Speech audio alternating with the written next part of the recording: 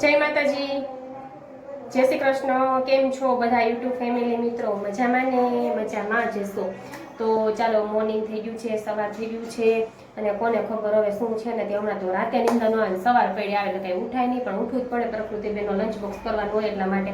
તો મોર્નિંગ થઈ ગયું છે, સવારે કામકાજ પતી ગયું છે અને રસોઈની તૈયારી કરીએ છીએ. તો રસોઈમાં ચાલો શું બનાવીએ જોઈ લઈએ. આગળ વિડીયોમાં બન્યા રહેજો. અમિતા, અરે તમે તો સમજાવી થાકી ગઈ ને તને સમજાવું.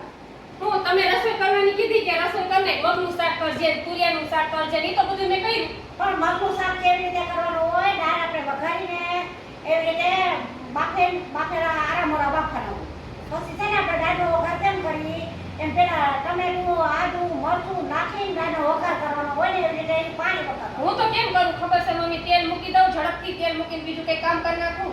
તેલ મૂકી દઉં અને રાઈને જીરું નાખી દઉં, સીધા મગ નાખી. એમ ન હાલે કોઈ રાહબો કોઈ ખાય નહીં. ઈ રાયડું નાખે છે. રાયડું નાખે પણ શાકમાં મેં કેટલા વખત તને કીધું કે તું રસોઈમાં ભલે 10 મિનિટ ફેર પડે પણ નિરાંતે રસોઈ કરે તો સારી રસોઈ થાય.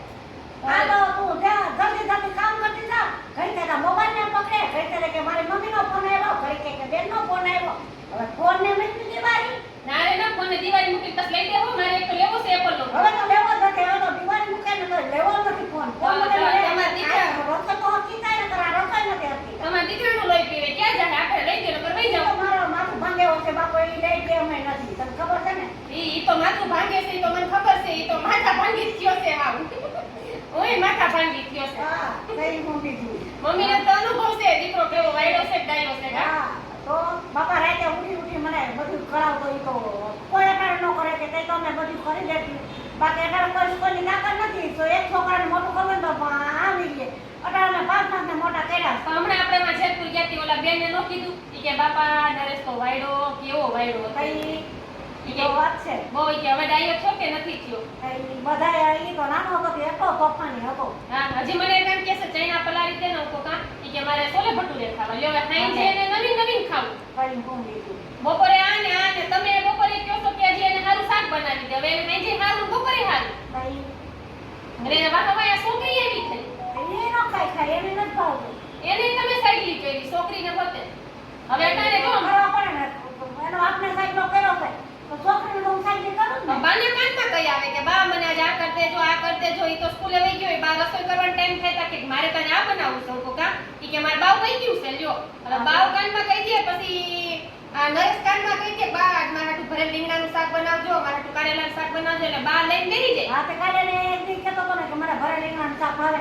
આજ મેં રીંગણા લઈ લીધા છે. કાલ ભરે રીંગણાનું જ શાક કરું. એટલે હવે બાને નથી ભાવતું, પણ બા પ્રકૃતિને નરેશને ભાવે ની બેઠા કરી દે બધું. હા, આપણે કુર્તી ભલી ને એને આપણું શાકભાત સુધારવાનું ભલું ને વઘારવાનું ભલું. ટીપાઈ ભલી. ટીપાઈ ભલી. હા, ઈ તો ટીપાઈ ભલી. મમ્મી બેઠા બધું કરી દે. એટલે ઘણાઈને છે ને ગઈઢિયા નથી ગમતા, પણ હું તો કહું ગઈઢિયા હોય ને તો આપણે કામ લાગે. ખબર છે ગઈઢિયા તો ટેકો રહીએ. ગઈઢા છે ને તને કહે કેવા નહીં દે. હા, એને પેટમાં ભરે, કોઈ કેવા નહીં દે. કોઈ કીધું હોય ને તો કે નહીં હો અમારા અનિતા હોય જ નહીં. પણ ભલે ઈ આપણે ખીજાતા હોય, ઈ પણ ખીજાતા હોય ને હારા હાટું ખીજાતા હોય. અત્યારે કોઈને ગમતું જ નથી. ઓલો રસોઈ કરી હોય તો હું તને કહું કે આમને નામ કહે, આમને એમ કહે. ઈ મમ્મી શીખવાડતા હોય ને તો મને એમ કે કાલ સવારે હું વઈ જાય, કે કાલ સવારે બે માણસ આવ્યા હોય ને તો વખાણ ખાવા જોઈએ કે રસોઈના. ગમે રસોઈ ખાઈને જાવ ને તો તાર મા સાથે કેમ કીધું કે ચટણી બનાવી બહુ ભાવે. હા, તો ચટણી કેમ કરી કે મને તો આમાં કઈ ખબર ન પડી કે મને કાંઈ થતું પી લઉં કે એટલે હું કહું આપણે રસોઈ કરીને તો કાંકરા શાકવા લઈ જાય એવી રસોઈ એટલે ઈ મને શીખવાડતા હોય બધું. મમ્મી પાસેથી ઘણું ખરું હું શીખી ગઈ છું. મને તો પેલા છે ને બાજરાના રોટલા ન આવડતા, અને અત્યારે શું કર્યું એમ કે ના ભેગું નથી રહેવું. ઈ કે મારે એકલું હોય ને એવું ગોતવું છે. પણ એકલામાં મજા નથી, આમાં જ મજા છે. કાલ સવારે છોકરા નાના થાય તો હાચરે, ગઈઢિયા હોય ને તો હાચરે. ભલે તમારે કાંઈ ન કરે કાંઈ ને હું દોરી તો હાકે દે ને. તમે કામ કરો કે છોકરાઓનું કરો કે શું કરો, ત્યાં અત્યારે માણા આવે એનું કરો કે માંદા પડો તો કોણ કરે? આ ગઈઢિયા હોય તો પેટમાં ભરે, આપણું કરવા માંડે. બાકી કોઈ, હું તો એમ જ કહું કોઈને પેટમાં ન ભરે. આપણા ઘરના સભ્ય હોય ને એટલા પેટમાં ભરે. બાકી હું તો એમ જ કહું, જો અમે 5 સભ્ય છીએ ને, છઠ્ઠા સભ્યને એમ ન થાય કે હાલો આપણે જઈને ટેકો દઈ. એ આપણા ઘરના ટેકો થાય ને ભણે. એટલે ભેગું રહેવામાં જ માલ છે અત્યારે, નોખું રહેવામાં માલ નથી. અમે તો એમ જ કહીએ, અમારે નરેશ ક્યારેક રાયડું નાખતા હોય તો હું તો એમ જ કહું કે તમે રાયડું નાખી નાખો, અમારે મમ્મીને કોઈ દી કઈ બોલવું જ નથી. હું તો એમ જ કહું. કા મમ્મી આપણે બોલીએ? નહીં આપણે ન બોલે ને. ભગવાન છે ને આમને રહેવા દે. હા બસ આમ હું જ તને કીધા તો કોઈ દી તને હું ઈ કહી દઉં ને કે ભાઈ કોક દી હું થાકી હોય તો વળકા ભરાઈ દે તો કીધે. ચડાવતી. ઈ ઠાયકા હોય થાકી હોય તો વળકાય ભરાઈ દે મારે. અને મજા ન હોય તો ઈ બોલાઈ જાય તો ઓલું સહન ન થતું હોય અને આપણે બોલ બોલ કરીએ એટલે ઈ આપણે કહી દે એટલે ઈ આવું ગણકારવાનું હોય નહીં અને છેવટે આપણને ગઈઢી આપણા હોય ને ઈ જ આપણને કામ લાગે કેમ કે 5 માણસ બેઠા હોય ને તો કોક તમારી વાત કરતો હોય તો કહી દેવો કે નહીં મારી વહુ ન હોય બાકી બીજું કોક કરતું હોય તો એમાં બે બેન ભેળવે હા હો ઈ હતી ઈ આમ કરતી હતી પણ ઈ આપણે હાવ હારા હોય ને એને પેટમાં ભરે એટલે હું તો એમ જ કહું જે છોકરીઓ મારા વિડિયા જોતી હોય ને એને તો હું એમ જ કહું છું કે તમે જેવું ગોતો ને તો એવું ગોતજો કે મારે સંયુક્ત કુટુંબ હોય ને એવું નહીં વિચારતું કે મારે એકલા રહેવું છે ભલે તમે ફરો હરો ફરો તમને ગઢિયા કોઈ દી ના ન પાડે તમે આવો ને તો તમારે કામ રેડી હોય જ્યાં એવા જેવડા હોય ને તારા લગ્ન ગાય આવે એમાં આપણે આ તો નાઈએ ન પાડી કે જાઓ પણ તારે તમે જ્યાં જેવડા છો જાઓ અમારા જેવડા તો કઈ તમે ક્યાં જવાનું છે? અને આવો તો તમારે ઘરની ઉપાધિ ન હોય તમે ક્યાંક હો તો તમને કોઈનો ફોન ન આવે તમે ઘરે નથી ઘરે હોય ઈ કામ પતાવી દે હું તો એમ જ કહું એવું હળી મળીને જ રહેવાનું તો તમને અમારો વિડીયો ગમે ને તો કહેજો અમારા બાને ને એને ગઈઢાવાળા છે ને ઘરનું તાળું કહેવાય. તાળું તમારે કહેવાય. ક્યાંય ઉપાધિ ન હોય.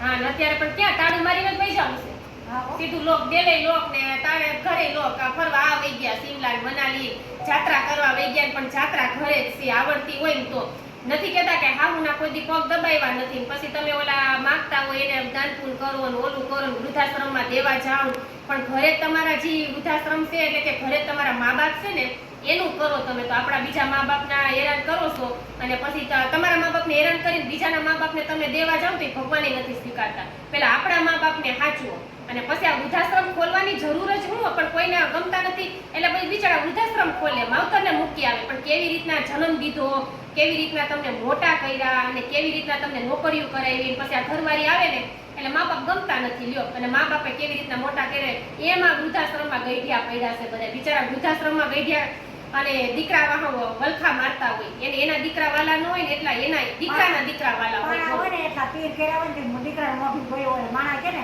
હા. કે પુત્રના પગ પારણામાં અને વહુના પગ બારણામાં હા આવડવું જોઈએ ને આવડવું જોઈએ. કોઈને સાંભળ્યું કે મા બાપ ગયા વૃદ્ધાશ્રમમાં વહુ આવે પછી જ કેમ છે કુંવારો છોકરો હોય કોઈ દી સાંભળ્યું તમે નહીં નહીં કોઈ દી તમે નહીં સાંભળ્યું હોય કે આ તો મમ્મી પપ્પા મૂકી આવ્યો છોકરો હાવું હારા જ જાય પણ એના માવતર દીકરી હોય આગળ હું હોઉં તો મારા મમ્મી પપ્પા નથી હું આગળ તમને મૂકી આવું તો બસ અમે છે ને તમે આવા હાહુઓના વિડિયા હોય અમારા કોમેડી વિડિયા હોય અમારા મા દીકરીના હોય અમારા કપલ વિડિયા હોય મેં તો કોઈ દી મારી દીકરી માની છે મારે કોઈ દી વહુ નથી માની અને હંમેશા માતાજી ભગવાન 33 કરોડ દેવતા મારી દીકરીને સુખી રાખે એની મનોકામના પૂરી કરે એવા મારા આશીર્વાદ.